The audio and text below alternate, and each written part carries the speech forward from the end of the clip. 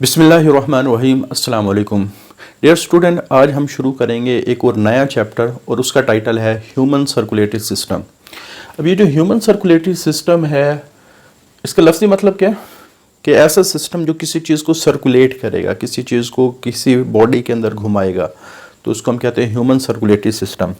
तो बेसिकली अगर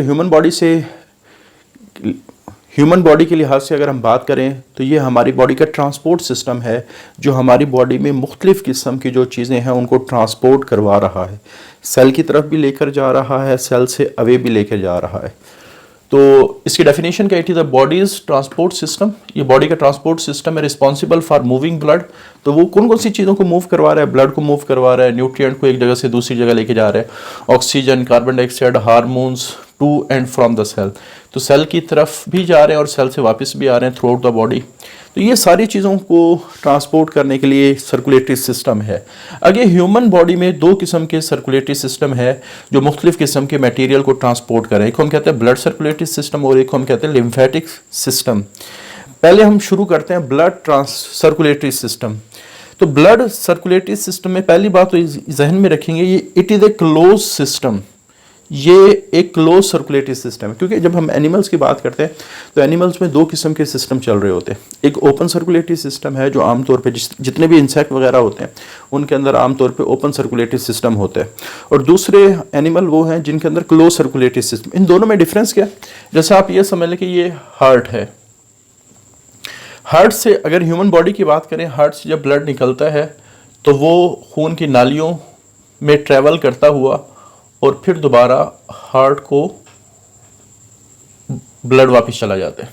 ठीक है, अब ये जो ब्लड है इस सिस्टम के अंदर ही क्लोज है, ये इस सिस्टम से बाहर नहीं आता। ठीक है, इस वजह से इसको कहा जाता है क्लोज सर्कुलेटरी सिस्टम।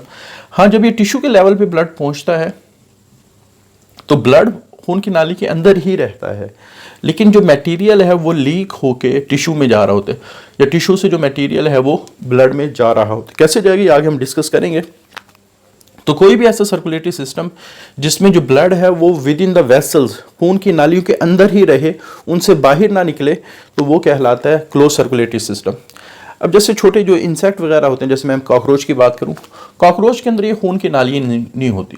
कॉकरोच के अंदर क्या होता है कि जो ब्लड है वो निकल के बॉडी के अंदर ही फैल जाता है और फिर वहाँ से ब्लड को दोबारा इकट्ठा किया जाता है।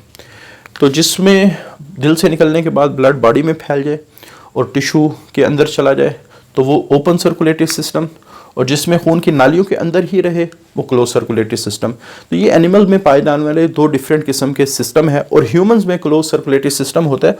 और इस क्लोज सर्कुलेटरी सिस्टम के पार्ट हैं ब्लड, हार्ट और ब्लड वेसल। तो पहले एक ब्लड का आपके इस चैप्टर में कोई ख़ास इतना तज़किरा नहीं है, डिस्कस नहीं किया गया, लेकिन इसको थोड़ा सा हो सकता है इसके बारे में कोई शॉर्ट क्वेश्चन पूछ लिया जाए, इस वजह से थोड़ा सा इसको जहन में रखेंगे। ब्लड है क्या? ब्लड एक ऐसा मीडियम है जिसमें बहुत सारी डिजॉल्व सब्सटेंसेस जैसे गैसेस, हार्मोन, वेस्ट, ये पूरी बॉडी में ट्रांसपोर्ट किए जा रहे हैं। आगे हमारे पास इसके कंपोनेंट की बात करें, दो मेन कंपोनेंट है, प्लाज्मा और सेल लाइक बॉडी। तो प्लाज्मा ब्लड का 55% बनाता है, और फिर इस प्लाज्मा का 90% वाटर है और 10% ट्रांसपोर्टेड सब्सटेंस है। यानी ये जो प्लाज्मा को अगर हम इंडिविजुअली डिस्कस करें तो उसमें तकरीबन 90% पानी है और तकरीबन 10% बाकी जो चीज़ें हैं जो इसके ज़रिए से ट्रांसपोर्ट हो रही हैं। अच्छा, दूसरा कंपोनेंट है सेल, जैसे red blood cell, white blood cells. तो रेड ब्लड सेल को एरिथ्रोसाइट भी कहा जाता है, वाइट ब्लड सेल को ल्यूकोसाइट भी कहा जाता है। और प्लेटलेट्स, अच्छा प्लेटलेट्स के बारे में जहन में रखेंगे कि ये सेल नहीं है, बल्कि कुछ सेल्स होते हैं जिनको मेगा कार्योसाइट्स कहा जाता है। उनको क्या कहा जाता है? मेगा कार्योसाइट्स। तो ये जो मेगा कार्योसाइट्स होते हैं इनके छोटे छोटे टुकड़े अलहदा हो रहे होते हैं जो बाद में फिर प्लेटलेट्स का काम करते हैं, इस वजह से ये सेल लाइक बॉडीज़ हैं। तो ये दो कंपोनेंट हो गए, प्लाज्मा और सेल लाइक बॉडी, और ये ओवरऑल ब्लड का 45% बनाते हैं। क्लियर? तो ये थोड़ा सा इंट्रोडक्शन था ब्लड के बारे में, लेकिन हमारा जो मेन आर्टिकल है वो हार्ट से रिलेटेड है, structure and functioning of heart, और ये तकरीबन आधे चैप्टर तक यही हमारा आर्टिकल चलेगा। हार्ट बेसिकली है क्या? Human heart is a pump. ये एक पंप है दैट मूव द ब्लड, जो ब्लड को मूव करवाता है थ्रू आउट द बॉडी, पूरी बॉडी के अंदर। इसके जरिए से हमारा जो ब्लड है वो पूरी बॉडी में मूव कर रहा है। इसके अगर लोकेशन की बात करें तो ये मिडल ऑफ द चेस्ट में मौजूद है, बिल्कुल चेस्ट में, लेकिन थोड़ा सा बिल्कुल स्लाइटली लेफ्ट, ये नहीं कि बिल्कुल लेफ्ट, हम समझते हैं कि हमारा दिल इधर है, लेकिन ये बिल्कुल चेस्ट के अंदर मौजूद है, ठीक है, मिडल ऑफ द चेस्ट के अंदर ये मौजूद है।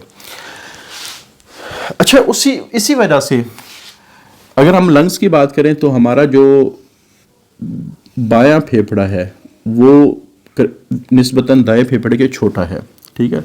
Left lung is smaller than right lung and has, अच्छा इसके अंदर एक छोटा सा फोल्ड है अंदर की तरफ लेफ्ट लंग में, इसको कार्डियक नॉश कह दे।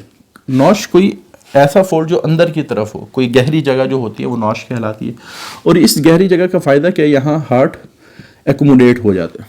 तो because of which left lung is smaller than right lung and has small cardiac notch, तो और इस लेफ्ट लंग के अंदर एक छोटी सी कार्डियक नॉश होती है। वो जो कार्डियक नॉश है टू एकोमोडेट द हार्ट, वो हार्ट को एडजस्ट करती है इस जगह पे।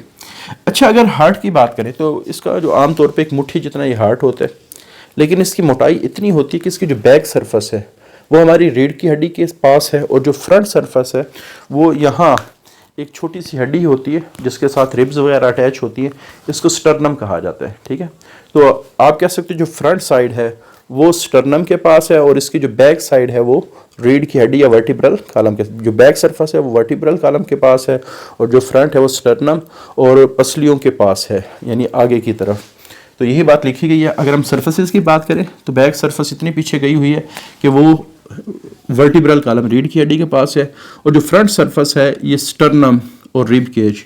तो स्टर्नम मैंने बताया कि हमारे पास एक छोटी सी हड्डी है जिसके साथ हमारी रिब्स और पसलियाँ अटैच होती हैं। अच्छा, आमतौर पर लेकिन ये बात भी गलत नहीं है कि जब भी हम बात करते हैं कि हमारा दिल लेफ्ट साइड पे है, दाएं तरफ है, सॉरी बाएं तरफ है, उसकी वजह यह है कि जब हम धड़कन महसूस करते हैं तो दिल वाकई ही बाएं तरफ धड़क रहा होता है। यहाँ तो धड़कन इतनी महसूस होती नहीं है, यहाँ धड़कन ज़्यादा महसूस होती है। तो वाकई ही फीलिंग के लिहाज से तो वाकई लगता है कि ये लेफ़्ट साइड पे ही होना चाहिए, लेकिन रियलिटी क्या है मिडल के अंदर। हम आगे पढ़ेंगे, हमारा जो हार्ट है उसके दो पोर्शन है, एक राइट साइड है और एक लेफ्ट साइड है। जो लेफ्ट साइड है वो ज़्यादा स्ट्रॉन्गर और लार्जर है। जब वो कॉन्ट्रैक्ट और रिलैक्स होती है तो फिर उसकी जो धड़कन है, यानी लेफ्ट साइड की जो धड़कन है या कॉन्ट्रैक्शन और रिलैक्सेशन है, वो ज़्यादा पावरफुल होने की वजह से हमें महसूस होती है। लेकिन जो राइट साइड है वो थोड़ी कमज़ोर साइड है, ठीक है, और उसकी धड़कन भी कमज़ोर है, उसकी कॉन्ट्रैक्शन रिलैक्सेशन भी कमज़ोर, इस वजह से वो हमें महसूस नहीं होती। तो लगता है ऐसे ही कि दिल हमारा लेफ्ट साइड पे है, क्लियर। लेकिन सवाल ये है कि लेफ्ट साइड ज़्यादा स्ट्रॉन्गर क्यों बनाई गई है और राइट साइड इतनी स्ट्रॉन्गर क्यों नहीं है। इसकी बेसिक वजह ये है क्योंकि लेफ्ट साइड जब कॉन्ट्रैक्ट करती है तो उसकी वजह से जो ब्लड है वो पूरी बॉडी में जाता है। तकरीबन हमारी जो ब्लड वेसल है वो 96,000 किलोमीटर्स का एक नेटवर्क है। तो इतना बड़ा नेटवर्क उसमें ब्लड ने सर्कुलेट करना है, तो वो लेफ्ट साइड इतनी स्ट्रांग होगी तभी वो इतने बड़े नेटवर्क में ब्लड को सर्कुलेट करवाएगी। लेकिन हमारी जो राइट साइड है, इसने जो ब्लड है वो सिर्फ फेफड़ों में भेजना है, तो फेफड़े बिल्कुल हार्ट के बिल्कुल साथ ही हैं, तो इस वजह से इसको इतना पावरफुल नहीं बनाया गया। तो ये बात बिल्कुल ठीक है कि महसूस हमारा जो हार्ट है वो लेफ्ट साइड पर ही होता है। The heart is usually felt at left side because left side is stronger and larger. अब इसको स्ट्रॉन्गर और लार्जर क्यों बनाया गया? It has to pump the blood to all body parts, ठीक है। उसके बाद हमारा जो हार्ट है, जैसे मैं कहती हूँ ये हमारा सपोज कर लेते हैं हार्ट है, ये कवरिंग के अंदर लिपटा हुआ है। मैं इसकी रफ सी डायग्राम बना देता हूँ, ये कवरिंग के अंदर लिपटा हुआ है। तो ये जो कवरिंग है जिसने हार्ट को लपेटा हुआ है, इसको पेरिकार्डियम कहा जाता है। ये जो वर्ड है पेरी का मतलब घेरना, सराउंड करना। कार्डियम हार्ट को कहा जाता है, ऐसी चीज जिसने हार्ट को सराउंड किया हुआ है। तो ये एक थैली सी है दैट सराउंड द हार्ट, जिसने हार्ट को सराउंड किया हुआ है या बंद किया हुआ है, and separate it from surrounding organ. और इसकी वजह से बाकी ऑर्गन से हार्ट अलग ही रहता है, यानी बाकी ऑर्गन के लिहाज से दरमियान में एक दीवार आ गई। अगर हम इस पेरिकार्डियम की बात करें तो इसकी दो बड़ी लेयर्स हैं। एक को हम कहते हैं फाइब्रोस, जो सबसे बाहर वाली लेयर, आप ये समझ लें कि ये वाली जो लेयर है ये फाइब्रोस पेरिकार्डियम कहलाती है। ये क्या कहलाती है? Fibrous pericardium. Outer layer and it is made up of strong connective tissue, और ये मजबूत किस्म के कनेक्टिव टिश्यू से मिलकर बन। अच्छा, नॉर्मली हमारी बॉडी में बहुत सारे ऑर्गन्स ऐसे हैं जिनकी जो कवरिंग्स है वो कनेक्टिव टिश्यू से मिलकर बनी होती है, क्योंकि कनेक्टिव टिश्यूज़ बड़ा हार्ड किस्म का स्ट्रक्चर भी बना सकते हैं। इवन देखिए हमारी जो हड्डियाँ हैं वो भी कनेक्टिव टिश्यू है, हमारी जो कार्टिलेज है वो भी कनेक्टिव टिश्यू है, जो कितने हार्ड स्ट्रक्चर हैं। तो इस वजह से ये कवरिंग उनकी तरह तो हार्ड नहीं है, ये है फ्लेक्सिबल ही। जैसे आप कह सकते हो एक गत्ता होता है, एक आप कह सकते हैं कार्ड सा होता है, लेकिन वो थोड़ा सख्त होता है बनिस्बत सफ़े के पेज के ना, वो जो आप कह सकते हैं काफ़ी सारी जो आपकी कॉपीज़ होती हैं, रजिस्टर्ड होते हैं, उसके बाहर कवरिंग होती है, उसमें एक कार्ड सा होता है, कार्ड की तरह का स्ट्रक्चर होता है, ठीक है। तो वो आप कह सकते सफ़े से ज़्यादा सख्त होता है, लेकिन आप गत्ते से थोड़ा क्या होता है नरम। तो ये वाले जो कनेक्टिव टिश्यू आप कह सकते हैं हार्ट के इर्द गिर्द एक कवरिंग बनाते हैं, एक लेयर बनाते हैं जो फाइब्रोस पेरिकार्डियम कहलाती है। तो ये थोड़ा सा मजबूत किस्म की कवरिंग बनती है इन कनेक्टिव टिश्यू की वजह से। इसका फ़ायदा क्या होता है? It protect the heart from external pressure and shock. तो बाहर से अगर कोई चीज़ आके टकराती है, कोई झटका लगता है, शॉक्स वगैरह लगते हैं, जैसे भागते हैं इंसान, कूदता है, छलांगे लगाता है, तो जो झटके हैं उन झटकों का असर दिल तक पहुंचने नहीं देता। दूसरा, ये हार्ट को ज़रूरत से ज़्यादा डायलेट भी नहीं होने देगा, ठीक है, उसको डायलेशन से रोकेगा। क्योंकि इसका नुकसान क्या होगा, जैसे एक प्लास्टिक होती है ना, अगर उसको आप हल्का हल्का खींचते रहे ना उसको, तो वो 1 साल भी खींचते रहे उसको कुछ भी नहीं होगा। लेकिन अगर आप उसको ज़्यादा खींच के छोड़ दें, हो सकता है वो वापस आ जाए।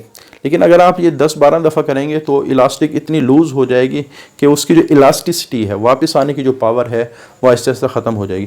तो इसी वजह से अगर हार्ट एक्सेसिवली डायलेट कर रहा है, अगर वो थोड़ी दफ़ा भी एक्सेसिवली डायलेट करेगा, तो हार्ट के जो इलास्टिक टिश्यूज़ हैं जिसकी वजह से कॉन्ट्रैक्शन हो रही है, वो डैमेज होना शुरू हो जाएंगे। इस वजह से ये वाली जो लेयर है, ये हार्ट को एक्सेसिवली डायलेट यानी फैलने नहीं देती, क्योंकि जब हार्ट रिलैक्स करता है फैलता है, कॉन्ट्रैक्ट करता है सिकुड़ता है। अच्छा, उसके बाद दूसरी जो लेयर है वो सीरुअस है। ये इसके अंदर एक छोटा सा सैक है जो फर्दर 2 कंपोनेंट पर मुश्तमिल है। यानी आप ये समझ लें कि हमारे पास एक सीरुअस लेयर का ये पार्ट है और एक वो पार्ट है जो हार्ट की बिल्कुल दीवार के साथ अटैच है, हार्ट की दीवार के साथ अटैच है। क्लियर? तो सीरुअस, इन दोनों के मजमूए को सीरुअस पेरिकार्डियम कहा जाता है। बाहर वाली लेयर को हम क्या कहते हैं?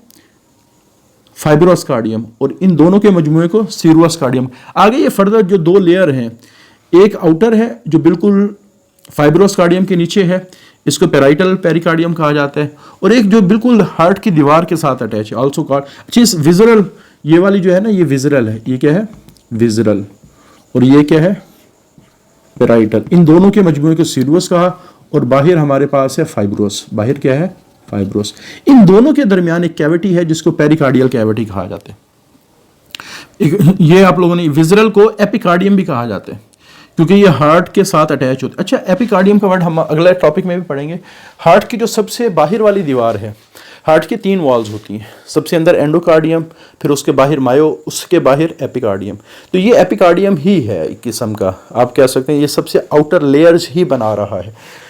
तो ये हार्ट की बाहर वाली दीवार के साथ ही अटैच होती है। अच्छा, इन दोनों के दरमियान एक खाली जगह है जिसको पेरिकार्डियल कैविटी कहा जाता है, between the parietal and visceral, और इसके अंदर जो फ्लूइड भरा होता है, ये 50 ml पेरिकार्डियल फ्लूइड इसके अंदर होता है, और ये हार्ट को लुब्रिकेट करता है। और आपको पता है कि लुब्रिकेशन की वजह से जो हार्ट की मूवमेंट है, ठीक है, वो आसान हो जाती है। दूसरी चीज़, प्रोटेक्ट इट फ्रॉम इन्फेक्शंस।